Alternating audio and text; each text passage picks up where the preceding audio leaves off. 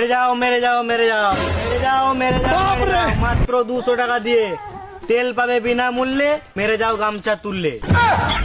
তুমি কি মারার কথা বলছো? গাঁড় কেন? আমি হেসে হেসে মারতে দিচ্ছি গাঁড়, কারণ আমার স্বপ্ন আছে কিনবো একটা থার। ফালতু দেরি করো না আর, মাত্র 200 টাকা দিয়ে মারো আমার গাঁড়, তবে তো কিনতে পারবো আমি একটা থার। মাদার চপ, যা করবে তাড়াতাড়ি করো, ফালতু ফালতু দাঁড়িয়ে থেকো না, তাহলে আমার কাস্টমার পালিয়ে যাবে। ও তুমি থার নিবে? মাদার চপ, তখন থেকে আমি কি বলছি? তুমি থার কিনবে কিনো গা, আমাদের কি?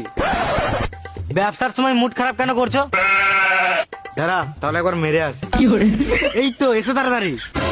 চলবে তো হোমো পাঠিস নাকি? চল।